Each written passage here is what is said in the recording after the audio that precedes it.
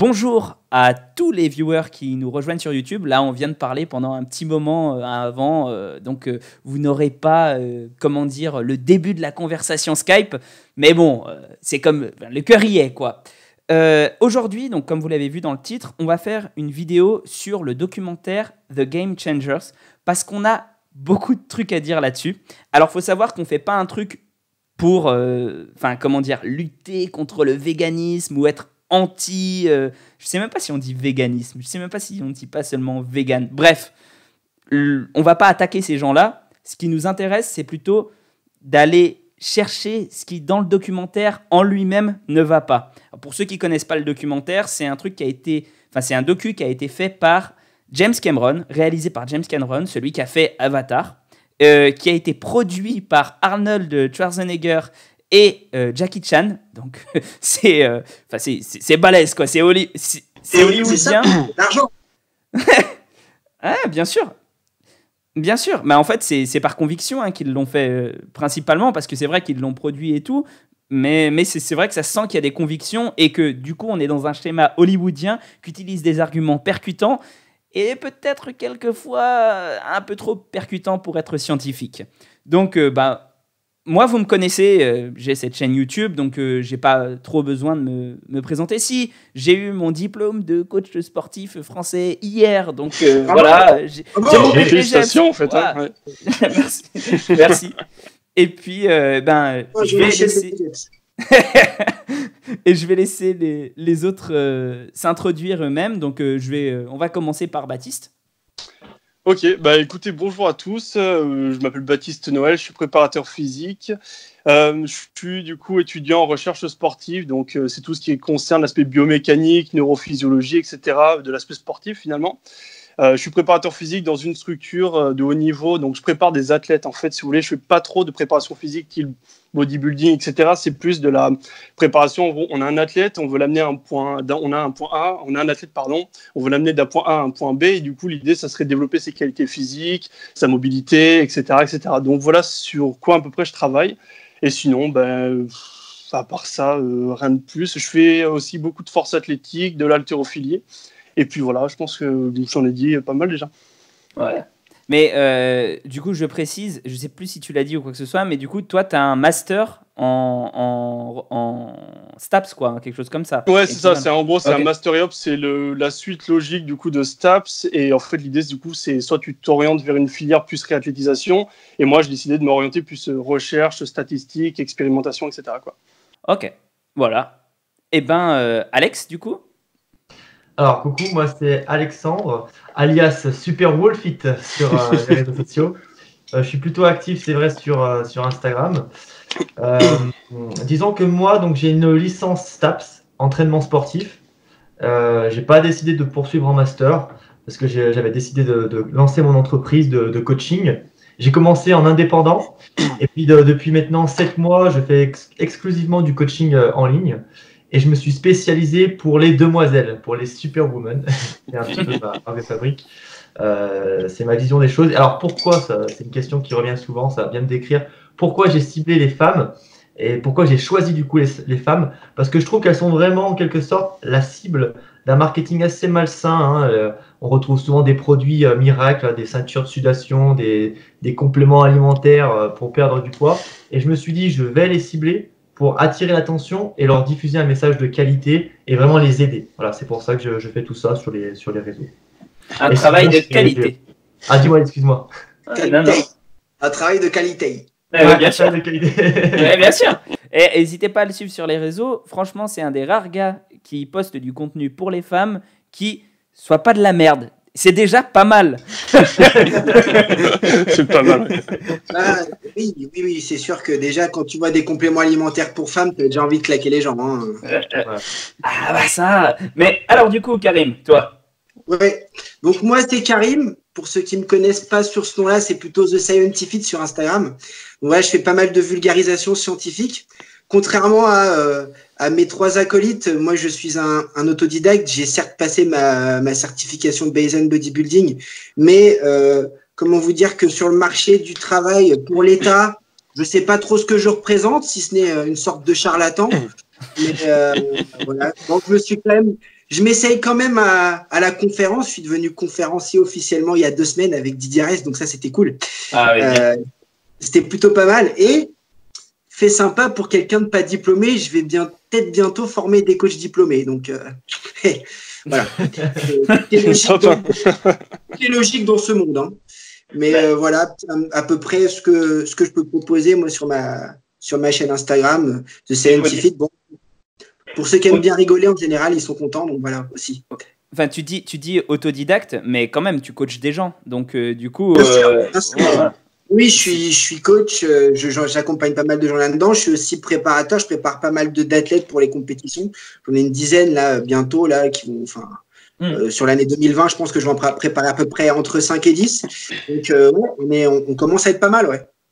Ouais, c'est cool. Puis en vrai, après ça c'est juste une réflexion personnelle par rapport à ça. Pour moi, le diplôme, ça veut rien dire. Enfin, ça veut dire que tu as atteint un niveau minimal, mais ça veut pas dire que des gens qui sont qui n'ont pas de diplôme n'ont pas ce niveau-là en fait. Ça veut juste dire, c'est un peu comme un seuil quoi en fait, on va dire. Donc, mais complètement. De toute façon, en licence STAPS, je suis le premier à le dire. Clairement, si tu te documentes pas à côté, t'es incompétent. Clairement, vu le contenu de formation et vu ce qu'on t'apprend, t'es incompétent. Clairement. C'est comme BPGEPS. Hein. BPGEPS, ouais. si tu fais pas ça, c'est pareil. Hein. Moi là, je l'ai passé. Je vais te dire, bon, ce qui est cool dans une formation BPGEPS, c'est que tu as l'expérience de terrain. Et ça, bon, c'est vraiment bien. C'est pour ça d'ailleurs que je l'ai passé. Mais j'avais juste eu à avoir des connaissances théoriques et des trucs un peu à la pointe de la recherche, j'aurais pas passé mon BP. Bon, c'est bien, c'est que ces gens-là derrière nous donnent du travail. Donc moi, c'est ce que je dis, tu vois. C'est vrai que le marché est ouvert grâce à ça. C'est vrai. C'est vrai.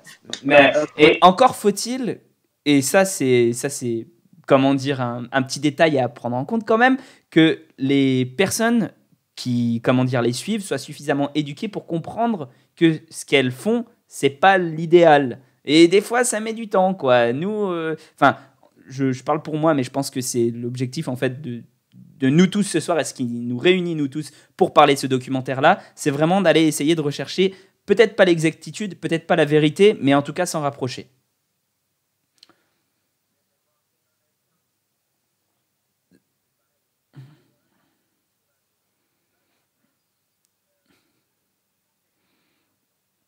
Oui. Alors, du coup, d'ailleurs, si vous n'avez pas vu le documentaire, moi, je vous invite à aller le voir parce qu'on ne va pas expliquer pas à pas ce qui se passe dedans. On va expliquer de façon... On va chacun, en fait, traiter une thématique. Et moi, par exemple, je vais traiter d'abord un petit peu tout l'aspect sucre, tout l'aspect placebo. Et je reviendrai un petit peu plus en détail par la suite sur... un athlète en particulier, puisque je m'intéresse au strongman sur ma chaîne, et qui est Patrick Baboumian. Alors, Baboumian, même, je ne sais pas exactement comment ça se prononce, c'est un arménien. Ouais. Voilà, Patrick, c'est mon vieux Patrick. C'est bien. Voilà, et c'est ça. Et là, en plus, je viens d'apprendre, parce que je n'avais pas suivi, je ne sais pas pourquoi, qu'il vient de se faire choper pour dopage et qu'il s'est fait un petit peu enlever tous ses titres. Donc, bon... Ah, c'est Baptiste qui vient de me l'apprendre. Ouais. Donc, bon, à vérifier, mais il me semble que j'avais vu ça quand même. Et que beaucoup d'athlètes qu'on présente dans l'étude, enfin dans le reportage, sont quand même font choper pour des cas de dopage, quoi. Notamment même le boxeur, hein, donc. Ah oui. Non, mais on en reparlera. D'ailleurs, c'est toi qui va t'en charger. Enfin, je te laisse présenter ton sujet. Ah oui, alors du coup, mon sujet, en fait, l'idée, c'est que tu veux que je commence maintenant à présenter tout de suite le truc, ou alors je présente juste globalement ce que Globalement, en fait, l'idée, c'est que chacun passe un petit peu, voilà. Ouais, moi, je vais étant donné que je fais de la préparation physique, je suis assez sensibilisé avec tout ce qui tourne autour du dopage. Moi, des athlètes dopés, je sais reconnaître un athlète qui fait des performances en étant chargé ou non. Et du coup, dans cette étude, dans cette espèce de reportage, finalement, on voit que on présente des athlètes pour essayer de justifier le pseudo-intérêt du véganisme, alors que finalement, on voit qu'il y a quelques biais et surtout que les mecs sont chargés, donc ça prouve pas tout. Donc voilà, moi, je voudrais intervenir là-dessus surtout. Et puis après, voilà quoi. Ok. Et du coup, toi, Alexandre, qu'est-ce que tu vas faire ? Moi, j'aurais aimé un peu plus parler vraiment du message qui est caché au fond du reportage. Vraiment, c'est quoi finalement quel est le message qui doit être véhiculé à travers ce reportage, bien, parce qu'en fait, c'est vrai que c'est très orienté comme reportage. et on n'est clairement pas la cible. Mais c'est important du coup de sensibiliser les personnes et de leur dire, bah, voilà, en quelque sorte, leur montrer c'est quoi le message qui est caché et derrière les petites manipulations qu'on peut retrouver dans leur reportage pour nous faire voilà, adhérer à ce message. Ouais, du coup, c'est comme c'est un petit peu un sujet qui se chevauchait un peu avec celui de Baptiste. Vous allez faire une partie un petit peu à deux, c'est ça. Enfin, je résume hein, pour les viewers parce que nous, on sait, on vient d'en parler avant, mais histoire que personne ne soit perdu. Et on va faire aussi un petit chapitrage de la vidéo. Bon, ça, je m'en chargerai, vous inquiétez pas, sur YouTube. Comme ça, vous saurez un petit peu à quel moment on parle de quel sujet. Voilà. Et du coup, toi, Karim? Et du coup, moi, je vais parler surtout de toute la contrainte qu'il y a autour des végétaux, notamment l'antinutrition et tout ce qui est avec. Parce que, bah, bizarrement, dans ce documentaire, on n'en parle pas. Voilà, tu vois. Ils ont oublié. Ouais, j'ai cherché, j'ai essayé, tu sais, même dans les sous-titres, tu sais, des fois dans les conditions générales d'utilisation, tu peux lire un peu, tu vois. Mais non, visiblement, ouais, il y a quand même une grosse partie qui est oubliée ou qui est mal contextualisée, comme un petit peu souvent dans ce genre de reportage. Donc, on va essayer un petit peu de remettre l'église au centre du village. J'ai jamais entendu cette expression-là, Ouais, mais elle est pas mal. Tu nous inventes des trucs et Karim. Tu sais, c'est un arabe qui nous dit ça hein, quand même. De remettre la mosquée au centre de la ville. Voilà. C'est ça. Voilà. Ok, alors, du coup, je vais commencer juste, je reviens sur la petite fiche, mes petites notes, tout ça. Voilà, on va commencer du coup avec le sucre. Alors, rapidement en fait, alors j'ai pas envie de faire des explications super compliquées parce que c'est vrai qu'on peut partir très très loin là-dedans, mais il faut bien comprendre quelque chose, c'est que dans ce documentaire, ce qu'on a tout le temps, ce sont des gens qui disent « Ah ouais, soit… je suis vegan depuis mon enfance et j'ai beaucoup plus d'énergie que les autres, soit je me suis mis au véganisme et waouh, j'ai vachement plus d'énergie, je suis jamais fatigué, c'est incroyable. » Donc bon, on va pas parler de dopage ici, on va se dire que c'est la vérité, que les athlètes disent ça de façon vraie quoi. Le truc qui me choque moi, et je pense qu'il vous a choqué aussi, c'est que ce qu'on voit en fait dans la nutrition des athlètes, qui ont fait ce switch-là au véganisme, c'est qu'ils mangent des steaks ou des trucs de chez, je sais pas, de KFC, enfin l'équivalent de KFC, Popeye, etc., voilà, avant d'aller en perf, d'accord ? Donc avant d'aller en match. Mais tout le monde sait, hein, même les omnivores, mais qui que ce soit, en fait, tout le monde sait que bouffer des protéines et de la graisse avant de faire un effort, c'est complètement con. Débile. Voilà, c'est complètement con. Alors, les protéines avec des glucides, pourquoi pas ? Mais des protéines avec de la graisse, mais enfin. Et du coup, l'idée, en fait, c'est juste de dire que les gens qui font ce truc-là, en fait, il faut bien savoir quelque chose au niveau du véganisme, c'est que c'est très difficile, quand tu es vegan, d'avoir toute ta dose de protéines sans manger de glucides en parallèle. C'est-à-dire qu'en fait, on retrouve des protéines principalement dans les céréales, dans les légumineuses, et même dans... là, je suis en train de lire des trucs, etc., sur le métabolisme. Tu peux en retrouver dans les patates, etc. Mais toujours est-il que tu ne peux pas dissocier, ou c'est très, très difficile, à mon avis, quasi impossible, de dissocier protéines et carbohydrates, et glucides. Donc, du coup, oui, ils consomment plus de glucides que les athlètes omnivores, on va dire.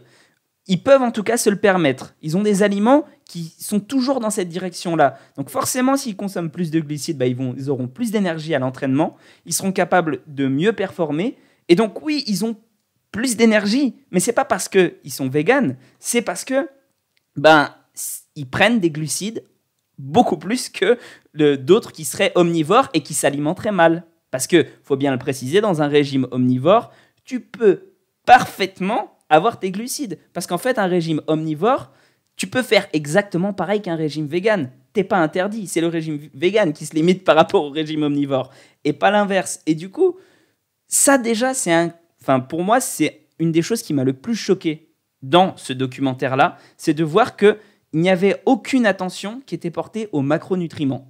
C'est-à-dire que tu n'as pas de ah oui, mais c'est parce que la composition de leur diète a changé. Non, c'est bonne graisse, mauvaise graisse. Ils font tout pour pas passer dessus. Et ça, déjà, je trouve qu'il y a une dose de malhonnêteté là-dedans. Voilà, je voulais passer. Si Ouais. je puis te permettre, Bien sûr. excuse-moi, Alice, c'est qu'en fait, ouais, comme tu dis, c'est toujours le problème en fait. Dans tous les comparatifs, tu compares régime vegan à régime omnivore de merde. En De fait, merde, ouais. Voilà. c'est ça le truc en fait. C'est le problème, il est là, c'est que tu compares pas finalement. C'est comme si demain je comparais un super joueur de foot, mais avec aucun équipement, avec pas de chaussures, rien du tout, un joueur de foot tout pourri qui sait même pas utiliser ses pieds, qui sait pas taper dans un ballon, mais qui est super bien équipé. Ouais. Et on va dire ouais bah c'est pas l'équipement qui fait que. Bah ouais, mais tu vois, on n'est pas sur le même pied d'égalité en fait. Mais complètement. En fait, c'est pour moi l'un des biais principaux du documentaire. Et justement, ce biais-là s'exprime pour moi très très fort avec cette notion de macronutriments et de glucides en fait et de sucre. Et d'ailleurs, il faut savoir un truc pour tous ceux qui vont regarder cette émission-là. Les glucides, quand on est sportif, c'est pas du tout à diaboliser. Même quand on ne l'est pas d'ailleurs. Mais quand on est sportif, c'est ultra important. Et bon, il y en a plein qui vont me dire oui, mais la diète cétogène, machin. On n'a rien à l'heure actuelle, aucune étude, rien qui va en disant que la diète cétogène pourrait être supérieure à une diète avec des glucides. On a de l'inférieur, beaucoup d'inférieur, un ou deux cas où c'est neutre, mais rien où il y a une supériorité de la diète cétogène. Donc, c'est compliqué, quoi. En termes de performance, c'est assez pathétique. Enfin, voilà, je vais pas non plus me fâcher avec... Enfin, on va se fâcher avec tout le monde, avec les véganes, avec ceux qui font de la diète cétogène. De toute façon, là, c'est fini. C'est fini, mec. T'as raison de le mentionner, hein, la diète cétogène, elle peut, certains vont y répondre, mais pas beaucoup de monde en fait. Voilà, Finalement, ça se passe au niveau de l'adhésion de la diète. Et clairement, tu vois, là, pour le coup, effectivement, c'est sûr que si tu fais une diète céto, t'as pas intérêt à aimer manger sucré. Hein. Ouais, c'est ça.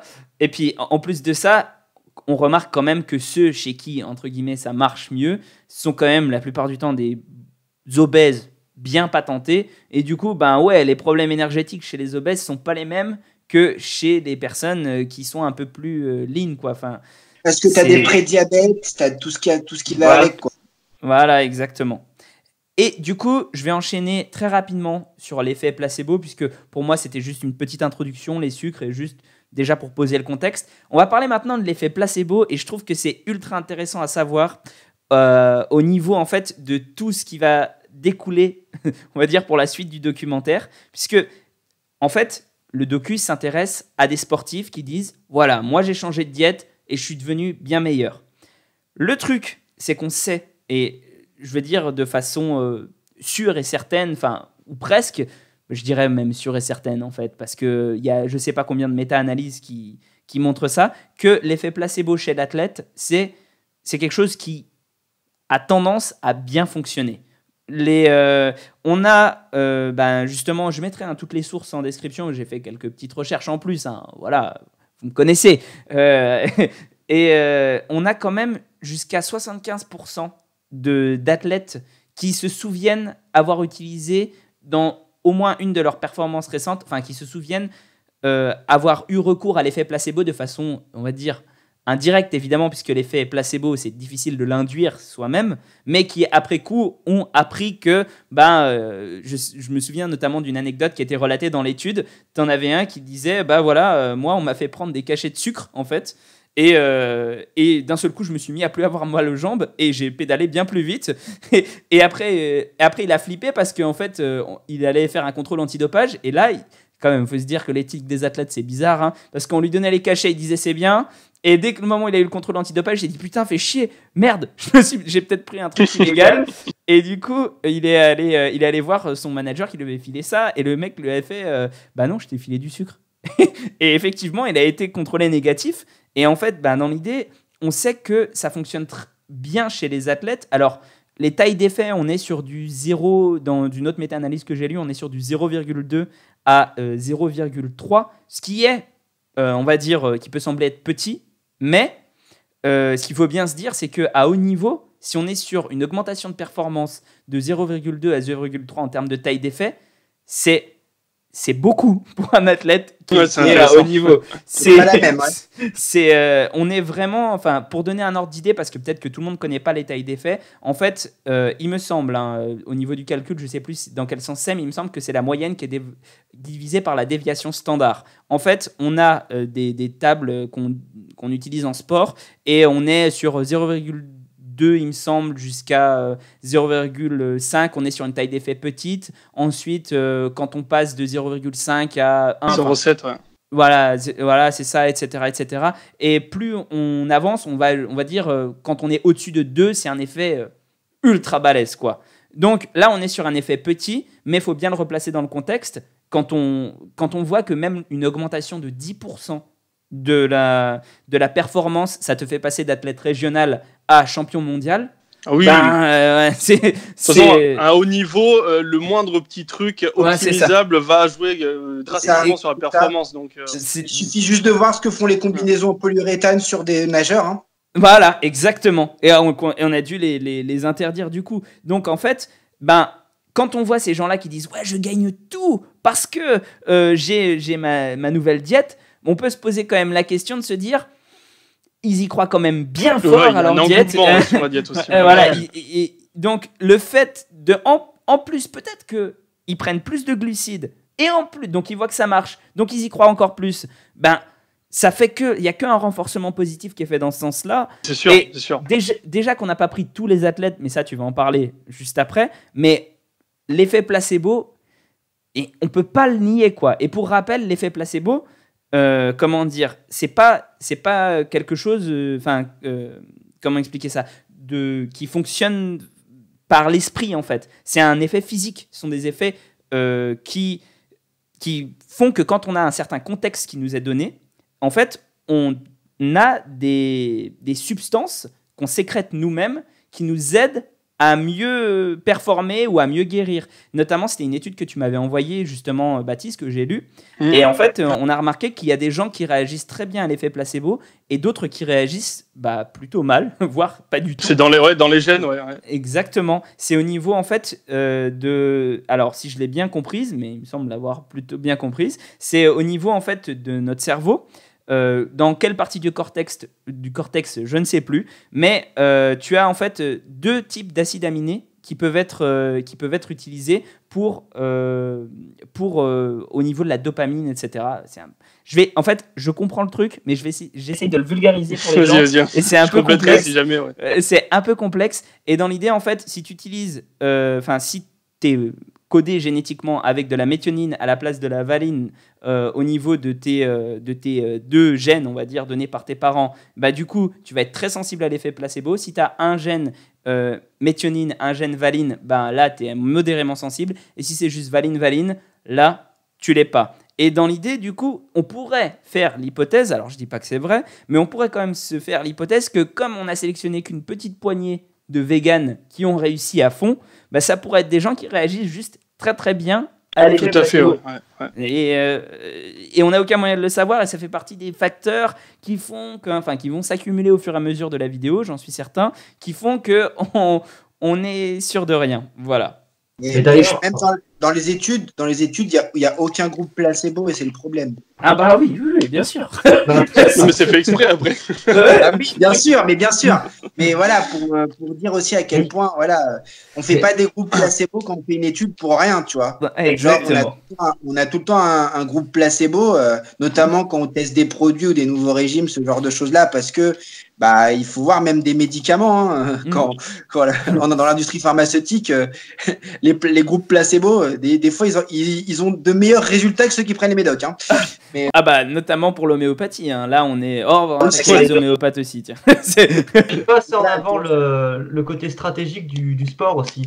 Allez, très clairement, c'est la nutrition qui les a propulsés. C'est vraiment le problème de ce reportage, qu'on soit vegan ou omnivore, c'est l'apologie de la nutrition. C'est que très clairement, tu as des bonnes protéines, tu as des bons glucides, t'exploses. En fait, j'avais prévu d'en parler justement. Donc, le côté technico-tactique, on n'en parle pas. Par exemple, la NFL, ou je ne sais plus exactement. Génétique, Ils parlent pas, peut-être qu'ils ont revu la technique de sport collectif.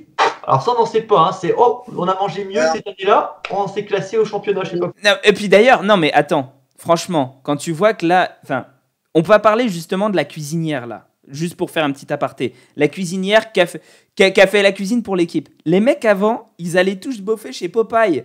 Mais c'est évident. Tu les mets. C'est ouf.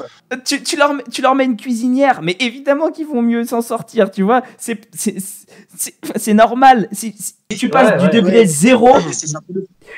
Tu passes du degré 0. Qualité aussi. S'ils vont manger dans des fast-food juste avant le match. Bien sûr. En plus, c'est ce qu'il disait. Hein. Bien sûr, il le disait. Hein. Il disait qu'ils allaient tous bouffer dans des fast-food avant les matchs et il disait on s'en sort pas bien. Ah bah les mecs, d'accord. Ouais, bon burger sa mère avant le match et c'est parti. C'est ça. Bien grave. C'est génial, ça c'est génial quand même, tu vois. Je crois qu'on atteint, on en parlera après, tu vois, ça avec les sportifs d'ailleurs, qui sont tous surcotés parce que, pour ceux qui suivent un petit peu l'UFC, il faut savoir que celui qui a battu McGregor, à cette époque-là, McGregor, en fait, il devait monter d'une catégorie de poids. Ouais. Il l'a fait vraiment d'une manière dégueulasse en une semaine pour matcher. Ce qui fait que lui pour le coup il a mangé de la merde, etc. Et d'ailleurs, chose qu'ils ne disent pas dans le documentaire, c'est que McGregor a pris sa revanche. Oui, il l'a rebattu après. Bah oui. Et il a mis la misère. Hein. Donc, oui, bien sûr. Bien sûr. Il y a ça. Il y a ça. Il y a aussi juste par rapport aussi, il y a une coureuse de 400 mètres qui est végane. Faut savoir que elle est passée sur le 800 mètres derrière. Enfin.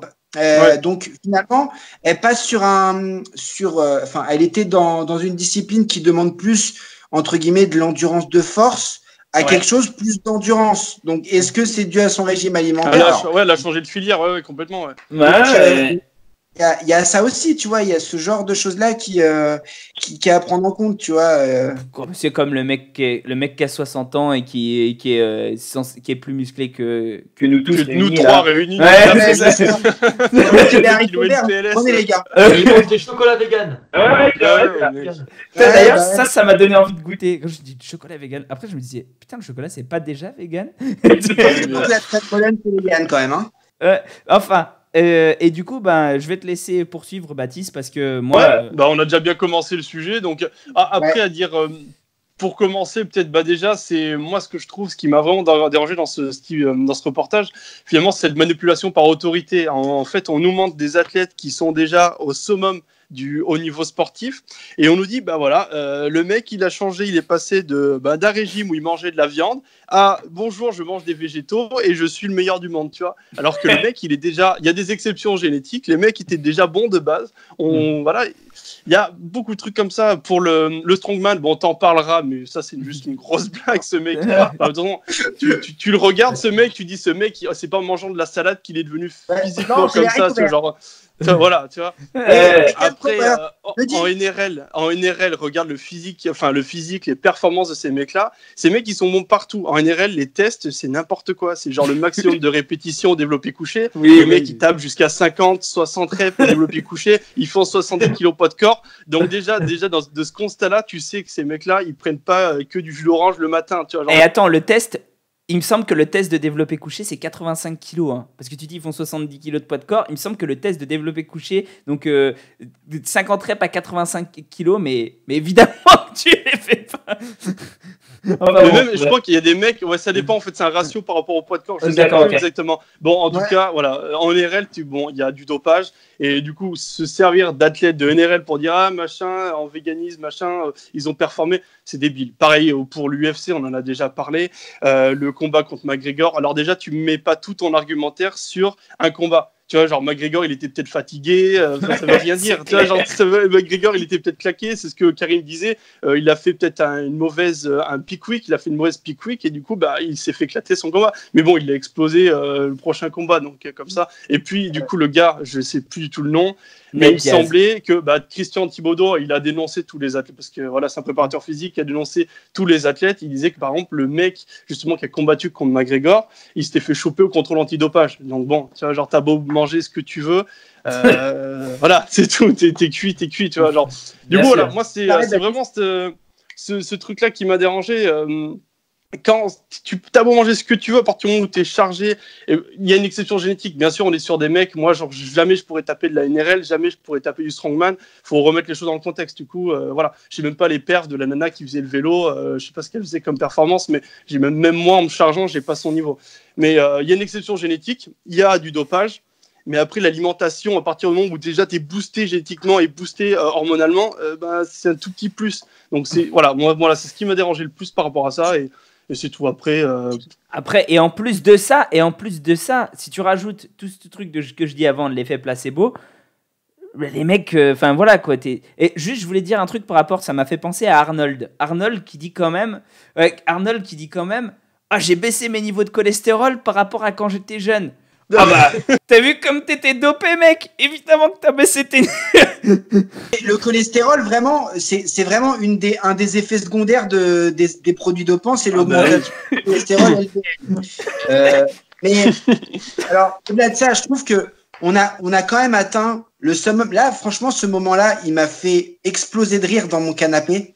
C'est quand à un moment donné, ça dure pas longtemps ce passage-là, mais il y a des bodybuilders. Déjà, en dessous, il y a écrit Natural Bodybuilder. Bon, bref. Ouais. Et le mec, il dit, mais moi, depuis que je suis vegan, j'ai pas de problème au niveau de ma testostérone. Bah, encore heureux, tu t'injectes la dose 50 fois. Oui, putain, c'est exactement ça. J'avais oublié d'en parler, mais ouais. Heureusement, quand même, t'as pas trop de problème de testostérone, quoi, parce que il y a un moment donné, voilà. Tu vois. C'est clair. C'est génial. Quand t'as 50 fois la dose d'un mec normal, ouais, t'as pas de problème de testostérone, pas de problème. T'as pas de problème de testo. Même la nana, elle a pas de problème de testo, hein, s'il faut, donc là, il y a aucun souci. Peut-être plus que nous. Ouais, voilà. C'est ça. C'est sûr. Hein. Elle a des problèmes, mais pas dans ce sens-là. Pas dans le sens bas. Mais c'est là où, au fait, finalement, ça dessert le reportage parce que, bon, évidemment que pour quelqu'un qui n'est pas aguerri, il va croire de la merde. Mais pour des gens qui sont aguerris comme nous, on se dit tout de suite quand on voit ça, c'est la blague. Ouais, c'est ça. C'est la blague, quoi. Mais je pense que vraiment, on n'est pas la cible de ce reportage. C'est ce que je disais, ce qu'on discutait la dernière fois. Vraiment, la cible moyenne de ce type de reportage, c'est l'Américain moyen, le Texan qui fait 120 kilos, qui roule en Hummer et qui comprend rien à la vie et qui mange 40 steaks par jour. Tu vois, genre vraiment, c'est ce type de personne qui est ciblé. De toute façon, tu mets Arnold, de toute façon, du bodybuilding, donc une personne d'autorité, Arnold Schwarzenegger, ils mettent de l'UFC, ils mettent du coup des sports de NRL, des trucs comme ça. Qui c'est qui regarde ces sports-là? C'est l'Américain qui fait 120 kilos devant sa télé à bouffer son Big Mac. C'est cette personne-là qui... Ou le test de la voiture avec Baboumian, là. Baboumian qui prend la voiture, qui la soulève et dit « Voilà, regarde ce qu'on peut faire avec des steaks de soja !» C'est ridicule. Et cet argument, quand il dit oui, les gens me demandent comment je fais pour pousser comme un bœuf. Ben, vous avez vu, le bœuf, il mange pas de viande. Ah non, mais c'est clair. C'est quoi cet argument? Et même personnes qui disent oui, le gorille, il est musclé, il est herbivore, il mange pas de viande, donc nous, on peut être musclé sans manger de viande. Mais c'est quoi cette analogie à deux balles à la con? C'est ça, la baleine elle bouffe du plancton et non, mais je veux dire, nourris-toi au plancton, tu vois ce que je veux dire à ce compte-là. C'est complètement con. Sans déconner, c'est là où tu vois, effectivement pour quelqu'un qui connaît rien et je vois ce que tu veux dire, Baptiste. Effectivement, je pense que le but, c'est d'amener ça à la populace, tu vois. Ouais, c'est ça, vraiment à l'Américain moyen, ouais, complètement. Mais tu vois, le truc, c'est que le message aurait pu être bon si il avait été manger plus de végétaux, manger plus de légumes. Voilà. Mais le problème, c'est que... Ouais, vas-y. Ouais, c'est que votre alimentation. Par rapport à ça aussi, bon, juste, il faut savoir, je le dis pour les viewers, ce qu'il faut savoir aussi, c'est que monsieur Cameron, il a une entreprise de steak à poids. Effectivement, dans la protéine de poids à hauteur de 150 millions de dollars. Donc, il y a aussi un petit conflit d'intérêt autour de tout ça. Ah bah c'est évident. Enfin, je veux dire, c'est même. Comment expliquer ça plus? Je pense qu'il y a vraiment aussi de l'industrie qui est en train de pousser derrière, parce qu'en fait, t'as tout le truc où t'es en mode ah ouais, on va devoir quand même réduire un petit peu. Enfin, je pense qu'il doit y avoir des trucs de déchets industriels parce que à chaque fois qu'il y a des déchets industriels à refourguer aux gens, d'un seul coup, il y a un type d'alimentation qui devient génial. Tu vois, tout ce qui est oméga 3, machin et tout. Avant, tout le monde disait ouais, c'est quand même pas ouf, ça fait quand même des taches de vieillesse plus importantes. Enfin, t'as pas mal de trucs comme ça qui sont. Et dès que il a fallu recycler des huiles de poisson, c'est trop bien, mangez-en, prenez-en tous les jours, gavez-vous. Les huiles de poisson, c'est le feu. Et c'est là, ouais, juste où tu te rends compte que c'est peut-être horrible ce que je vais dire, mais pour les industriels, on est des poubelles, quoi. Ah bah complètement. Complètement, ouais. Non, mais ça, oui. De toute façon, tu crois que les industriels bouffent leurs produits? Enfin, non, mais c'est clair que oui, clairement, les industriels, leur priorité, c'est pas notre santé, on est d'accord. Hein. Ah ben complètement. C'est le profit et puis c'est tout. Hein. Mais bon, après, voilà, quand il y en a certains qui quand même commencent à faire bouger les choses parce que, en fait, encore une fois, c'est le profit puisque les gens en fait veulent plus bouffer de la merde. Mais franchement, si les gens avaient été heureux en bouffant de la merde, bon bah, excusez-moi, je vais devoir interrompre pendant quelques temps. J'ai mon livreur. Oui, donc désolé, pardon, j'ai mon livreur qui doit arriver. Il y aura une interruption, mais c'est pas grave, on reprend. Donc du coup, on parlait de l'industrie et tout, etc. Et je vais recadrer un peu le truc, histoire, parce que sinon, tu as Karim qui va devoir se barrer un peu plus tôt, on va dire. Tu voulais parler, il me semble, de tout ce qui était huile de palme, etc. Enfin, tout ce qui était un peu l'éthique du véganisme avec Alex, justement. Baptiste? Ouais, pardon, désolé. Ouais. Un petit peu tout ce qui était. Je sais pas si tu veux commencer, du coup, Alex, ou pas, vu que j'ai beaucoup monopolisé la parole, du coup, si tu veux commencer. Alors, c'est vrai qu'il faut se dire que le message vraiment qui est caché au fond de ce reportage, je crois, ce n'est que mon avis, hein, c'est justement la souffrance animale, le fait que voilà, de prendre soin des animaux, etc. Je pense vraiment que c'est ça. Ils le disent pas vraiment. Ils le disent pas vraiment dans le reportage, mais il y en a des moments où qui nous poussent à croire justement que c'est le cas. Par exemple, spécialement l'Américain, le retraité sniper d'élite, qui était donc qui a trouvé un petit peu sa retraite dans une sorte de safari, je sais plus exactement ce qu'il faisait. Et justement, il devait aider aussi en quelque sorte les gardes, comment on appelle ça déjà? La brigade anti-braconnier, quelque chose comme ça. Et justement, voilà, il y a un moment, il y a une prise, on voit un rhinocéros qui gise à même le sol. Ah, regarde, il le tue pour sa corne, etc. Alors que à la base, c'est pas le lieu d'être. Mais voilà, il y a des petits pics comme ça qui nous poussent à croire que vraiment le message caché, c'est c'est dénoncer la souffrance animale, etc.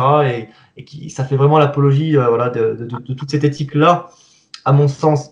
Et il y avait vraiment aussi des choses qui me gênaient dans le reportage.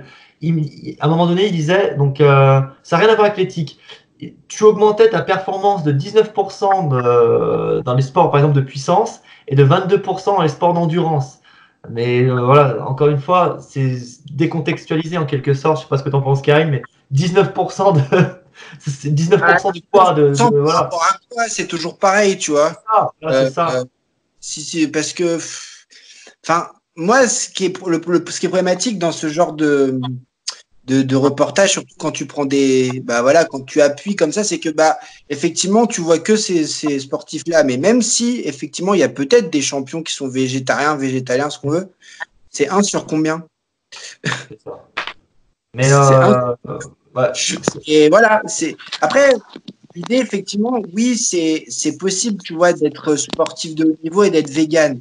Mais d'ailleurs, je dirais avec ma partie dessus, mais ça demande vraiment des connaissances, beaucoup de connaissances, que beaucoup n'ont pas, clairement, on va se le dire, hein, parce que là, on parlera après de l'antinutrition, c'est bizarre, enfin, même au-delà de ça, bon, j'imagine que certains dans le reportage le savaient, mais voilà, tu vois, c'est mal amené, et tu peux pas dire que à régime égaux, en tout cas si les deux ne font pas n'importe quoi, qu'un régime omnivore c'est moins bien qu'un régime vegan.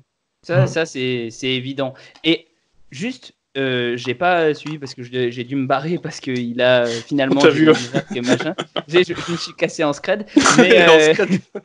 Mais juste, je vais, avant qu'on passe trop loin au niveau de l'éthique, etc., j'aimerais bien parler 2 secondes du cas de Baboumian parce que justement, on en parlait un petit peu en off là. En fait, ce gars-là, ce qu'il faut bien comprendre, c'est qu'ils l'ont fait passer pour... Enfin, c'est quelqu'un qui surfe sur la vague du véganisme, mais depuis un petit moment déjà. C'est pas un strongman exceptionnel. C'est un mec qui est fort, ça c'est sûr, mais il est pas dans les catégories les plus hautes des strongman. Donc peut-être qu'il a gagné des trucs, mais bon, voilà quoi. Je crois qu'il a été l'homme le plus fort d'Allemagne, mais à confirmer, puisque peut-être que ça a été viré parce qu'il se dopait. On peut savoir qu'ils se dopent tous en strongman. Donc c'est pas vraiment un argument valable. Mais ceci étant dit, ça a peut-être été viré en tout cas. Mais ça n'a jamais été. Il le disait, oui, c'est l'homme le plus fort du monde. Ça n'a jamais été l'homme le plus fort du monde. Ils ont dit, il a le record du monde de Farmer, la fin de Carry, tu vois, de Yoke. Voilà, je cherchais le. Il n'a pas le record du monde du tout. Enfin, s'il en a un à 550 kilos, c'est peut-être le cas. Mais en fait, c'est juste parce que personne a fait un record du monde là-dessus. Parce qu'on peut voir Thor, il fait un Yoke à 600 kilos. Il est en mode, bon, bah voilà. Faut le faire, quoi, tu vois. Il est pas en mode record du monde, quoi. Et je suis sûr qu'ils ont fait un truc encore pire là dans l'émission Strongest Man in History, où ils ont refait tous les records des anciens strongmen. Ils ont fait des trucs de malade. Ils ont porté des pianos pendant 50 mètres et tout. Enfin, mec, des fous furieux, quoi, tu vois. Et en fait, Baboumian, ouais, ok, il est bon, pas de souci, mais il est largement moins bon que ce qu'ils disent. Et surtout, si il n'était pas vegan, parce qu'il a fait les affiches de PETA, il s'est fait connaître comme ça. S'il n'était pas vegan, ce serait un random dans le monde du strongman. Mais vraiment, un random plus, tu vois, mais un random quand même. C'est ce qu'on disait aussi en off. La plupart des sportifs qu'on nous vend, ils sont quand même bien survendus, quoi. Ce que je disais aussi tout à l'heure, là, il y en a un, là. Alors, effectivement, de courir 2 marathons dans la journée, là, le coureur, là, ouais, super, faut le faire, hein, effectivement, faut le faire. Voilà, je vous invite à le faire. Non, je vous invite pas à le faire. Entraînez-vous avant quand même. Mais le record, il faut savoir que le record, il a été battu de 5 jours par, alors, je sais plus si c'est un Belge, il me semble que c'est un Belge ou un Néerlandais, je sais plus. Ouais, et disons que la diète, c'était pas trop son souci. Hein. Le mec, il rechargeait à la pizza. Lui, c'était vraiment du shitload. Hein. Donc voilà, je veux dire. C'était le problème finalement. C'est le problème, c'est que on vous appuie sur un élément, mais qui est complètement sorti du contexte. Et voilà, tu vois. Mais du coup, je pense que Alex, ça va bien avec ta partie. En termes de l'éthique est moralement discutable, on va dire, sur ce documentaire-là. C'est ça, mais néanmoins, j'aimerais quand même apporter, on va dire, de la nuance à tout ça. C'est vrai qu'on tape un peu sur la gueule du reportage depuis tout à l'heure, mais c'est vrai qu'il y a quelque chose, en tout cas, pour moi, hein, encore une fois, ce n'est que mon avis, mais il y a quelque chose un petit peu qui m'a touché. Alors peut-être que je me suis fait avoir par la stratégie du reportage, mais c'est en lien avec les pompiers. Après, bien sûr, les pompiers, c'est un symbole assez fort de protection de la population civile. Et c'est vrai que le fait qu'en Amérique, ils mettent des sortes de formations sur la nourriture. Alors, moi, vraiment, je pense que c'est le reportage qui fait l'apologie du végétalisme. Mais rien que donner des conseils de nutrition pour ces pompiers, qui pour la plupart, justement, on sait en Amérique, c'est les fast-food, c'est les burgers, etc. Rien que pas forcément des conseils, ils n'ont pas dû donner que des conseils sur le végétalisme, mais aussi sur bien manger, pour justement faire en sorte de prendre soin d'eux, pour qu'ils soient en bonne santé, et surtout quand ils partent en intervention, qu'ils aient de l'énergie et qu'ils soient justement en bonne santé pour pouvoir faire leur travail. Et ça c'est un bon point dans le reportage. Alors peut-être que je suis tombé dans... C'est un bon point. Ceci étant dit, et j'avais bien aimé Greg Doucette qui en parlait dans sa vidéo. Alors, je ne sais pas si vous connaissez Greg Doucette, mais c'est un bodybuilder un peu, comment dire, qui a une voix... incroyable, un accent mais américain, mais du terroir, quoi, tu vois. Et franchement, tout ce qu'il dit, c'est pas forcément vrai. Enfin, moi, en tout cas, je suis pas d'accord avec tout ce qu'il dit. Mais là-dessus, il a fait attention aux chiffres et tu remarques qu'en moyenne, les mecs, ils ont perdu 3 à 6 kilos. tu vois. Ouais. Donc tu te dis, En une semaine. n'importe quel. Et 21 points de cholestérol en moins. Non, mais n'importe quelle personne qui perd 3 à 6 kilos en une semaine perd 21 points de cholestérol. C'est vrai, Je veux dire, Oui. Oui, n'importe quelle personne qui commence à manger des végétaux améliore ses marqueurs de santé. Ben oui. Oui, dans tous les cas. Oui. En fait, c'est ça en fait, moi, ce qui m'a choqué. Je suis d'accord avec toi, dans le sens où c'est vrai qu'ils apportent quelque chose en mode essayer de consommer mieux, manger mieux, etc. Mais le problème, c'est ils profitent de ce dialogue-là pour faire l'apologie du véganisme, et ça, c'est malsain, et ça, c'est pas bien. Et parce ça, que Vas-y, continue. En fait, tu t'en rends vraiment compte, ça, quand tu cherches la réflexion. Ouais. Imagine, parce qu'on n'est pas leur cible, mais imagine une personne qui veut juste se taper un kiff, qui est le soir peut-être dans le lit avec sa copine et qui veut regarder le reportage. Moi, si je vais me taper un kiff avec ma copine dans le lit, je regarde pas le reportage. Peut-être avant ou après le reportage. On va pas revenir là-dessus, mais ouais. Mais imaginons, en plus d'ailleurs, il y a une étude dans le reportage sur les érections, etc. On en parlait. Mais d'ailleurs, pour le coup, c'est vrai que, imaginons, tu as ton cerveau qui est à côté, tu veux regarder en quelque sorte le reportage, tu vois, peut-être que tu vas être plus enclin à te faire contrôler, tu vois. Que là, on savait déjà qu'on voulait faire un petit truc, du coup, on l'a regardé tout de suite avec un œil critique. Tu vois, le reportage. C'est vrai. Bah, moi, je l'ai vu avec.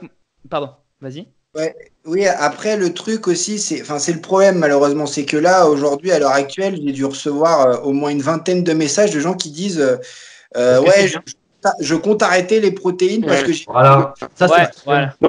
J'ai regardé. Oula.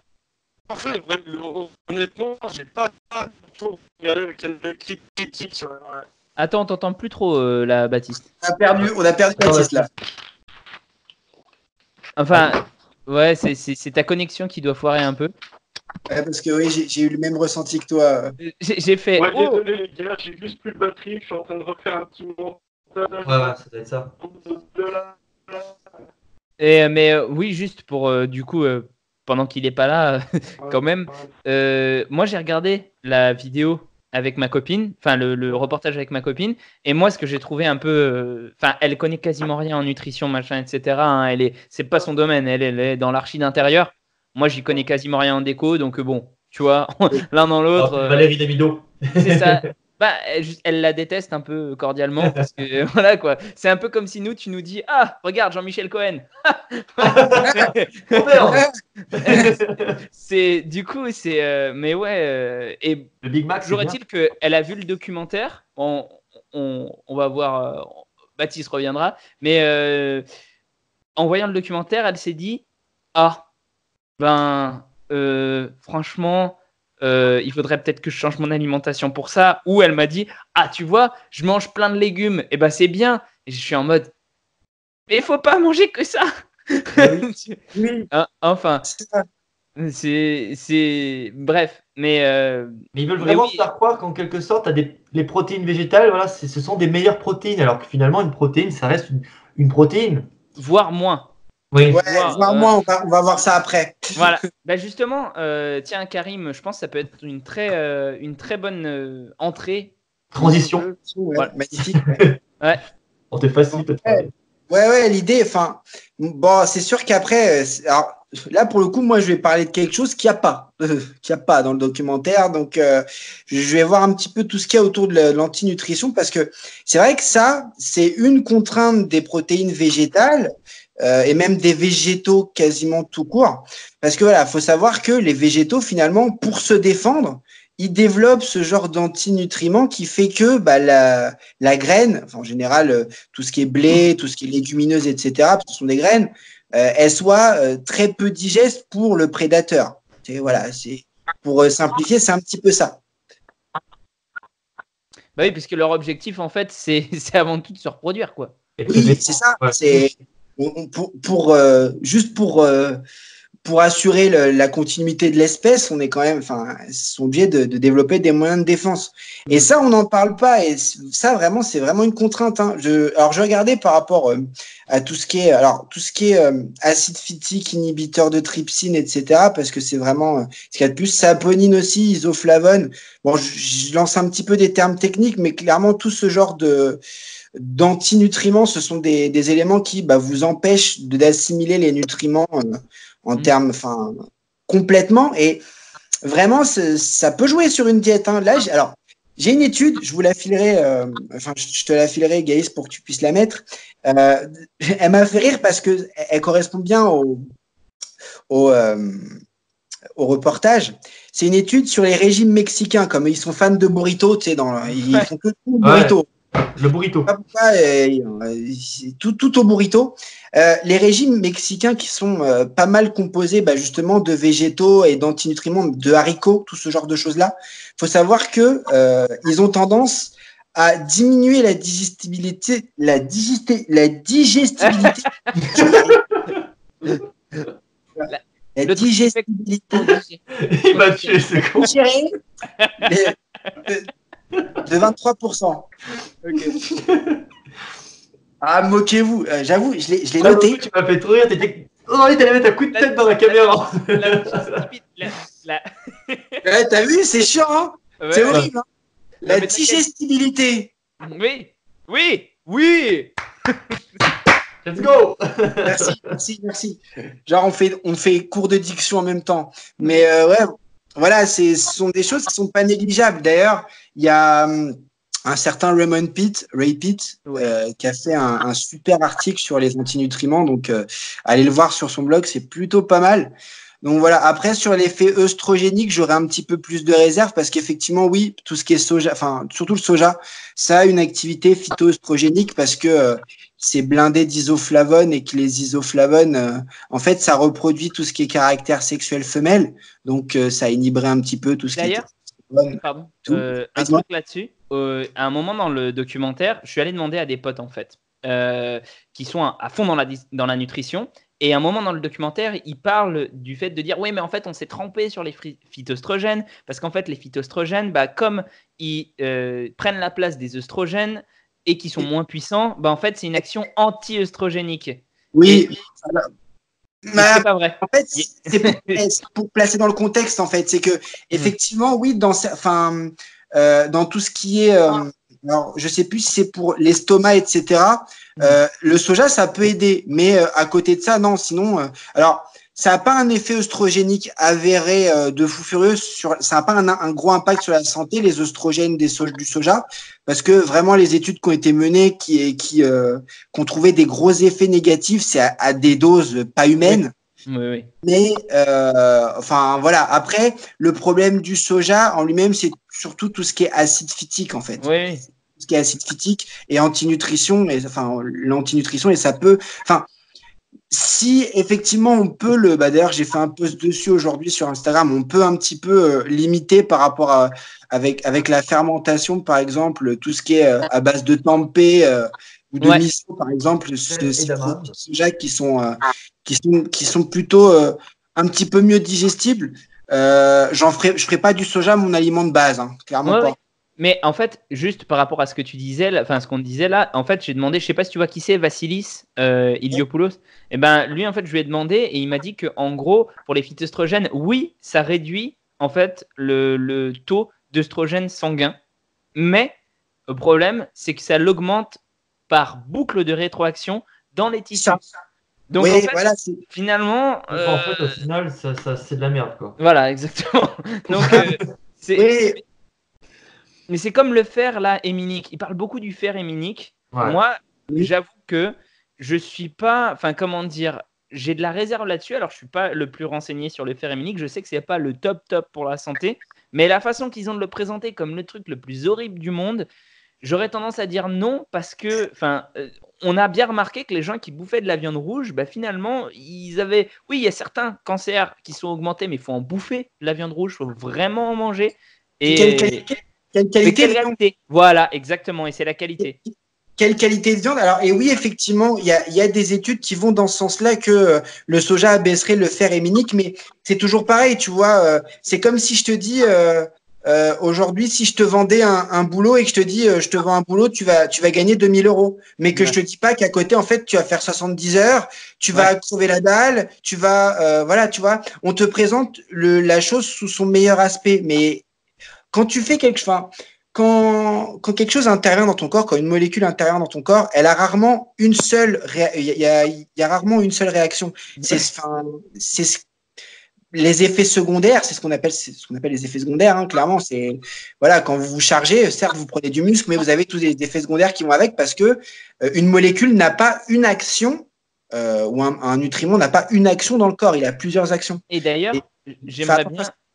D'ailleurs, au niveau des effets secondaires, un truc qu'il faut arriver à bien comprendre, je pense, quand on n'est pas forcément dans le domaine, c'est que effet secondaire, ça veut dire effet indésirable, on va dire, par rapport à ce qu'on recherche. Mais ça ne veut pas dire qu'il est moins puissant, l'effet secondaire. Ça veut juste dire, ça peut être un effet primaire en termes de puissance, mais qui est, par exemple, quand tu prends de la testo, bah, disons, le truc qui va peut-être être le plus affecté, c'est ta production de testostérone endogène, mais tu vas peut-être pas gagner beaucoup de muscles. En fait, tu es sûr que tu vas avoir une perturbation hormonale, mais le fait de gagner du muscle, bon, bah, tu vas peut-être en gagner beaucoup si tu as de la chance, mais peut-être pas beaucoup. Enfin, tu vois, et il faut pas prendre les effets secondaires comme un truc. Bon, bah voilà, ça arrive, mais c'est mineur. Non, c'est balèze, quoi. Voilà. C'est toujours un rapport coût-bénéfice. Qu'est-ce que ça te coûte? Qu'est-ce que tu perds? Qu'est-ce que tu gagnes? Voilà. Mais moi, je vous arrête 2 secondes, les gars. Est-ce que au son, c'est bon ou pas? Oui, c'est top. Ouais, on est bon. Non, mais en plus de ça, quand je t'ai vu revenir après, j'ai vu que tu étais dans le mal un peu, Baptiste. Non, ça va, c'est moins top que tout à l'heure, mais ça va, ça passe. C'est que j'avais plus le prix, j'attends que ça se recharge un peu, je remettrai les écouteurs juste après. Ouais, non, mais tranquille, de toute façon, là, on est pas loin de la fin. Juste, est-ce qu'il n'y a pas des trucs sur lesquels vous voulez revenir si on voulait pas parler de l'expérience là avec les tacos? La fonction endothéliale. Oui, la fonction endothéliale, ouais. Au plus la fonction endothéliale, elle est importante, l'endothélie quelque chose, je sais plus exactement comment ils appellent ça, la partie justement qui permet justement de laisser plus passer les cellules sanguines, etc. Au plus justement c'est espacé, c'est gros bien sûr, au plus tu vas pouvoir injecter bien sûr il y aura des échanges. J'ai perdu le mot, je suis désolé les gars. Endothélium, il me semble. Endothélium, ouais. L'endothélium, voilà. D'autant plus il est important. Bien sûr, tout ce qui est vaisseau sanguin, etc., il y aura beaucoup plus de libre circulation et capacité. Alors, en fait, ils disent ça pourquoi? Parce qu'ils font aussi le parallèle entre un athlète qui est capable de récupérer rapidement de ses entraînements, c'est un athlète qui va donc progresser plus rapidement. Ça se tient. Hein. Et du coup, le fait justement d'optimiser cette fonction-là, endothéliale, eh bien, ils augmentent la performance.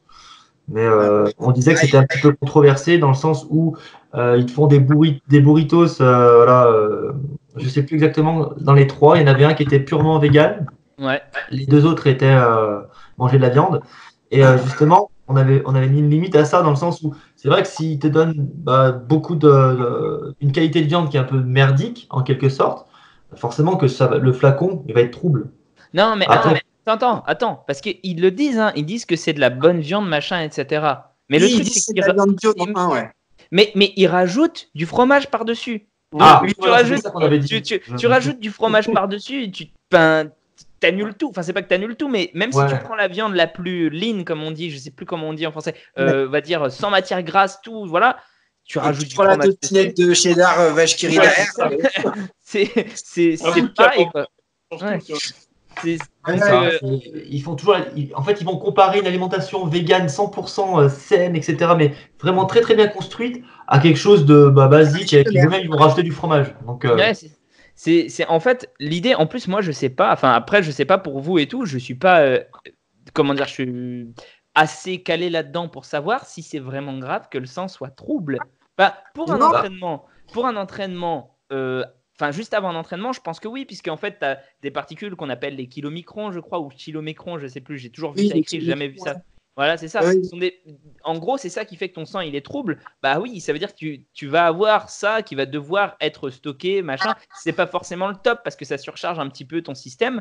Et du coup, bah, tu as plus d'énergie qui est dédiée à ça. Donc, forcément, tu vaut peut-être mieux pas aller faire du sport après avoir bouffé KFC. Enfin, je pense que c'est logique pour tout le monde, quoi. Comme Tu vois disait Baptiste, ils étaient 3, quoi. Ils étaient 3. Ouais. Comme la plupart du monde, c'est les études transversales. Finalement, il y a Oui. aucune variable, ils prennent aucun coup de contrôle. Il y a énormément de biais. Les variables parasites sont pas gérées. Enfin, c'est n'importe quoi. Enfin, On n'est même plus sur de l'étude transversale, là, on est sur de l'observation. Oui, c'est ça. Mais ils le disent d'ailleurs dans le documentaire. Hein. Ils le disent, mais rapidement.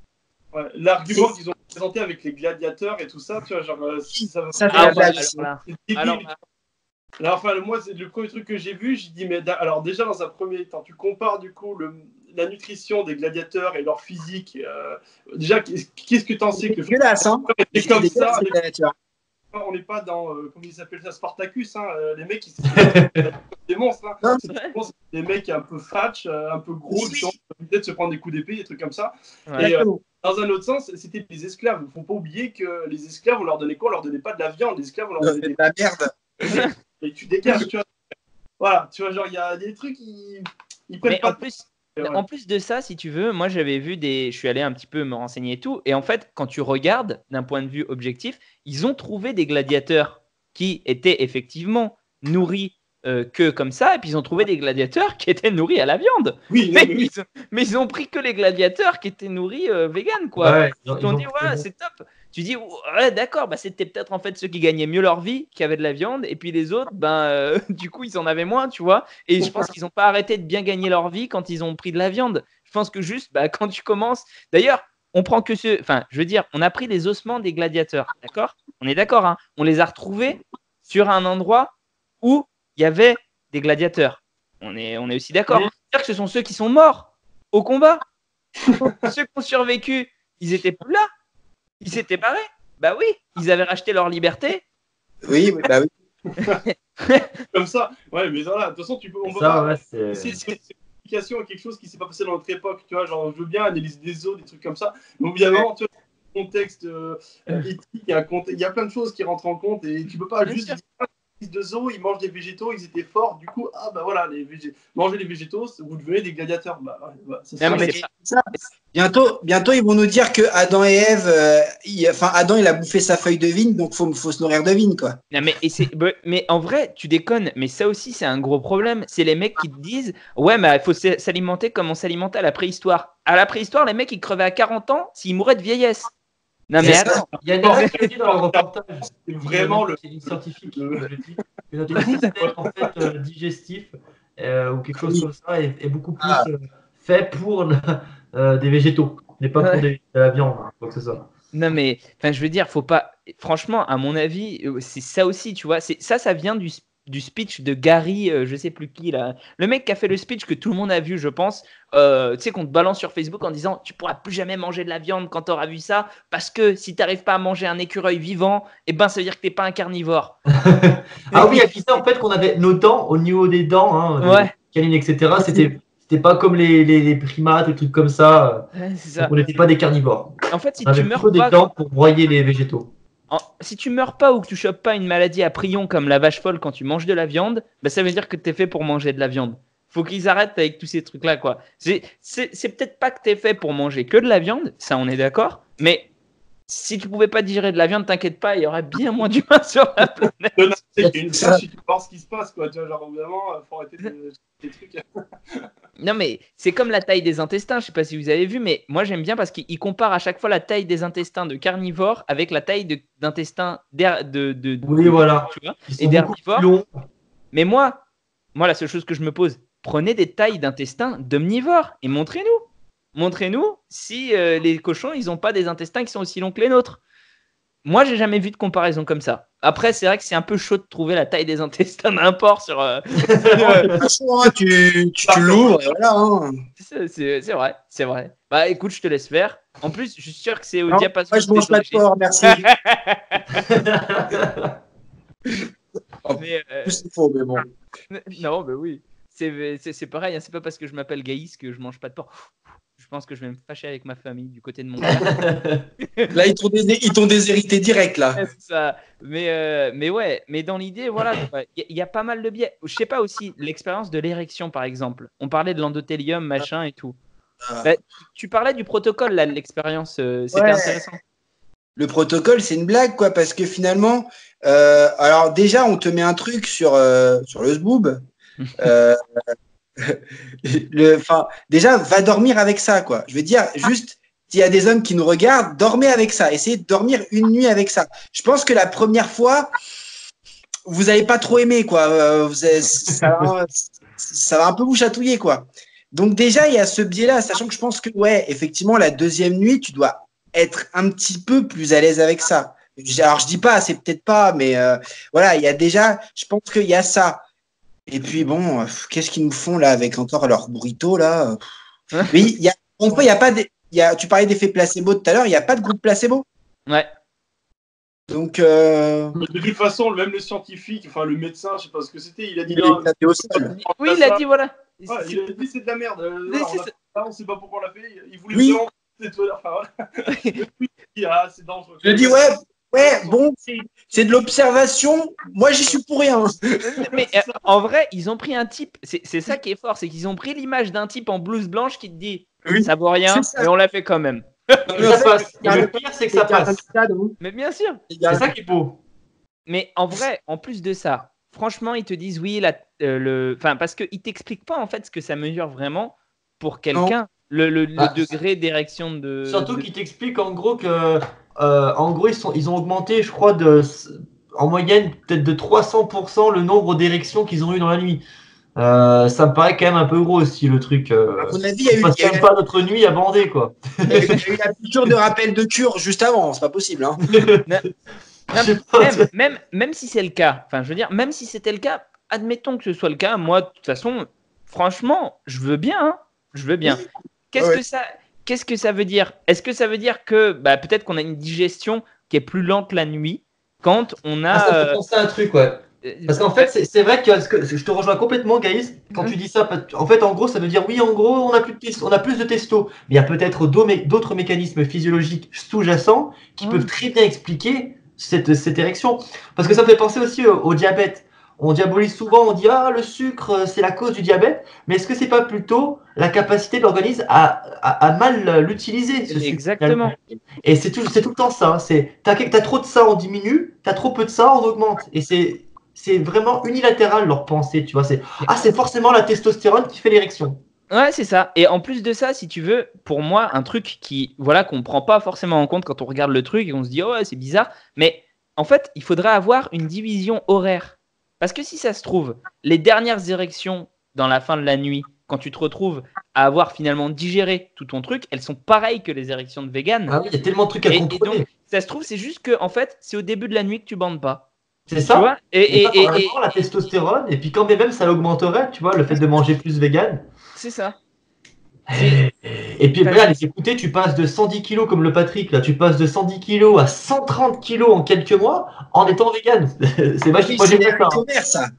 Moi, tu me fais manger des haricots pour monter à 120 kilos, je te dis oui tout de suite. Après, il a bouffé que du beurre de cacahuète, c'est bon. Hein. le beurre de cacahuète 100% arachide. Attention, c'est 100%. Non, mais en vrai, en plus, Patrick Baboumian, justement, moi j'ai fait quelques recherches sur lui. Le type, il était déjà performant avant de passer à sa diète végane. Hein. Il avait 15 ans, je pense. Je crois. Il m'a fait penser à Wolverine, le Wolverine qui a mangé un peu trop fast-food. Mais c'est vrai. Qui rate la plus de masse. Non, mais clairement. Mais après, tu vois, franchement, ce gars-là, c'est un peu comme. Alors, je vais peut-être me fâcher avec mes collègues youtubeurs, mais c'est un peu comme Thibaut InShape, tu vois.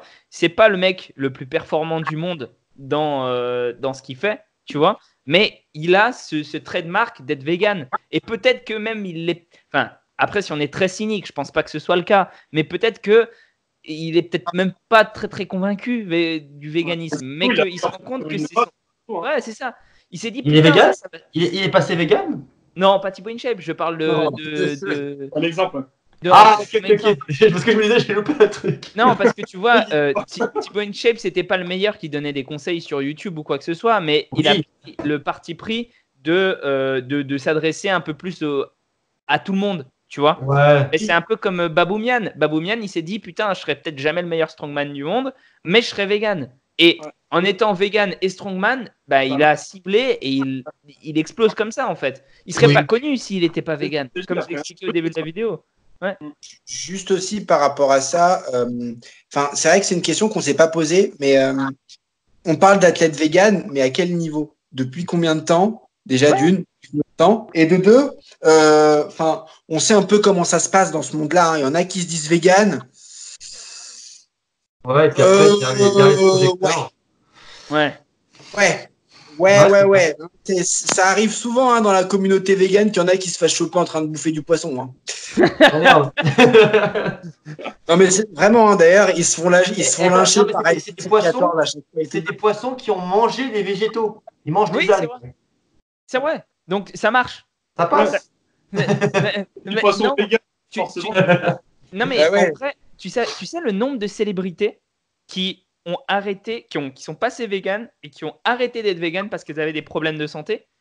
Parce qu'en fait, oui, il y en a plein. Hein. Et ça c'est un truc sur lequel je voudrais vraiment intervenir. Et je pense que c'est bien de sensibiliser les gens qui écoutent la vidéo à ça. C'est que à l'heure actuelle, dire que c'est parfaitement sain pour la santé d'être vegan et qu'on peut y arriver parfaitement, ça voudrait dire qu'on sait tout ce qui est parfaitement sain dans la nutrition, qu'on sait ce que c'est que la nutrition parfaite. Super ce que tu dis, je peux compléter, parce qu'on retrouve dans le reportage, c'est la fameuse mode qu'il y avait eu auparavant, dans les années, je ne sais plus quoi, 60, quelque chose comme ça, avec l'apologie de la cigarette. Voilà, super.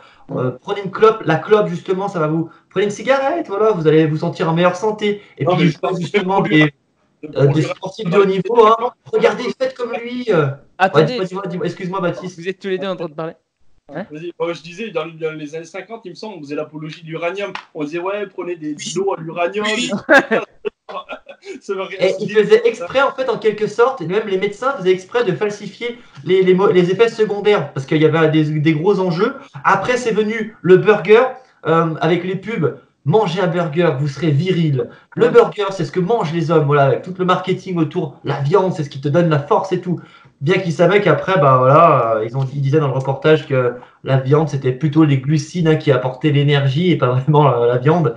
Et est-ce que justement, c'est en ouverture de ce que tu disais, Gaïs, est-ce que finalement, la cigarette et le burger ne seraient pas ce que... Enfin, non, pardon, manger vegan ne serait pas ce qu'a été, on va dire en quelque sorte, le burger et la cigarette à cette époque-là. Et c'est ce qui m'a choqué quand j'ai regardé le reportage, c'est que je me suis dit, ils sont cons, parce qu'ils dénoncent en quelque sorte une attaque, enfin une manipulation médiatique sur la cigarette et le burger, mais est-ce qu'ils ne feraient pas la même chose en quelque sorte? Ils font du lobbying en fait. Actuelle, voilà. Ils font complètement du lobbying et en fait ça passe comme une lettre à la poste parce qu'ils dénoncent. Et je trouve ça excellent parce qu'il n'y a personne qui va se poser la question. Même moi, en regardant là, maintenant que tu viens de le dire, je suis en mode putain, mais c'est vrai, tu vois. Mais j'y pensais pas. Et ça m'a frappé de fou quand j'ai vu ça. Je me suis dit, mais en fait, ils sont en train de nous mettre un suppositoire le plus profond possible. Mais c'est gros. Mais ils se le mettent dans le bon sens. Non, mais. Et les véganes. Mais je suis. Enfin, juste pour rebondir sur le truc, par exemple, des véganes, au niveau de. La plupart des véganes te diront je n'ai besoin que de ma vitamine 12 pour. Enfin, B12, pardon. Vitamine B12 pour être en bonne santé comme un carnivore, enfin, comme un omnivore.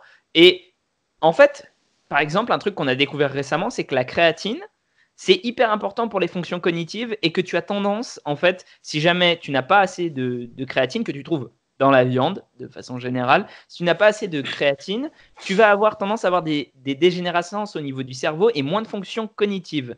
D'accord? Donc, des pertes de mémoire. Voilà, des choses comme ça. Et donc, non, mais oui.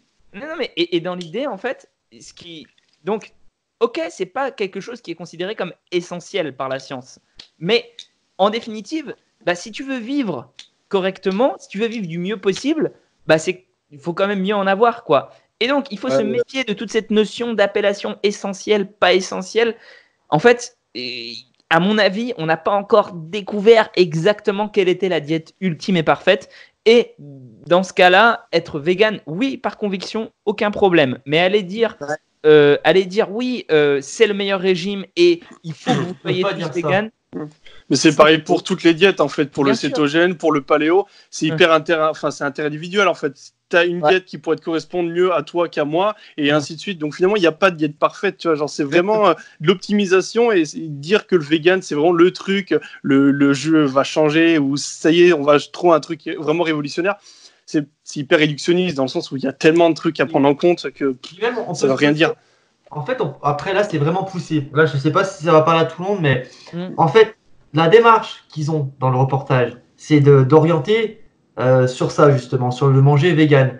Mais ce qu'ils oublient, c'est que la plupart des personnes, et monsieur tout le monde, déjà, la plupart des personnes n'ont aucune connaissance, on va dire, en nutrition. Ils mangent ce qu'ils ont, mais ils oublient aussi de voir, bah, ça va s'adresser pas pour tout le monde, parce que tout le monde n'a pas le même budget, tout le monde n'a pas les mêmes, n'habite pas au même endroit. Quelqu'un qui habite, je sais pas, on va dire près de la mer et quelqu'un qui habite dans la montagne reculée, loin de tout, ils n'ont pas forcément les mêmes habitudes alimentaires, etc., les mêmes capacités de locomotion aussi pour aller chercher la nourriture, pas la même aussi, on va dire, je sais pas, physiologie de vie, etc., qui dépasse même le végétalisme et le sport.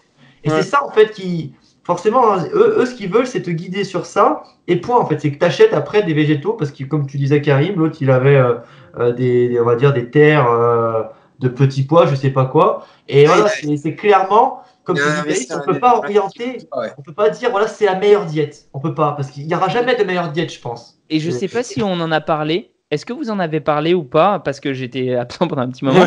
Mais est-ce que vous avez parlé du fait que quand on parle de cette éthique et du véganisme, la plupart des gens disent oui, mais en fait, on aurait besoin de moins de champs cultivables. Ouais, c'est vrai. Si vous voulez, je peux en parler. Vas-y. Soja, non, mais attends. Justement, en fait, si tu veux, par rapport à l'Amazonie, parce que c'est l'argument phare du véganisme par rapport à l'écologie, pour te faire un peu culpabiliser en mode ouais, t'as vu, les 100% des terres, culture sur brûlis, c'est pour alimenter le bétail, etc. Mais alors, il faut savoir une chose, c'est qu'en Amazonie, tu as 2 ou 3 types de cultures, il me semble. Tu as le soja, t'as la canne à sucre et t'as un autre truc. Bon, l'huile bref. de palme. Voilà, ouais, l'huile de palme, d'accord. Ouais. L'huile de palme, déjà, on sait que, bon, voilà, on n'a pas besoin de trop d'en discuter. Mais le soja, surtout, faut savoir une chose, c'est que, sur le soja, notamment, ce qui nous intéresse, nous, c'est de prendre l'huile, du coup, l'huile de soja qui est extraite, du coup, pour l'alimentation humaine. Mais c'est, 20% de la culture de... Voilà. Et le reste, du coup, les produits, le résidu, si tu veux, sert à l'alimentation, mais pour le bétail. Mais le première partie, c'est uniquement pour l'alimentation humaine. Quand tu vois sur un paquet de céréales ou n'importe quoi à base d'huile végétale, et c'est souvent de l'huile de soja ou l'huile de palme, d'accord ? On s'en fout après du truc. C'est pas uniquement pour le bovin, tu vois. Genre, c'est le bovin, on s'en sert. Pour tout ce qui est culture, mais on reprend le produit, on réutilise la matière première pour ensuite le donner. Mais la base, c'est ça, quoi. Donc voilà, là, il y a un gros biais aussi et les gens confondent beaucoup de choses, etc. Tu vois. Et si je puis me permettre, je vais aller plus loin autour de ça, tu vois, mais on dit, faut faire attention, effectivement, vegan, différent d'écologique, tu vois.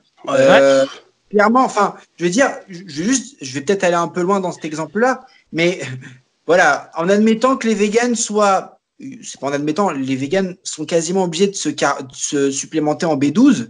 La B12, tu l'achètes où? Tu finances une industrie pharmaceutique et elle les teste sur quoi, les industries pharmaceutiques, la vitamine? Il n'y a même pas besoin d'aller.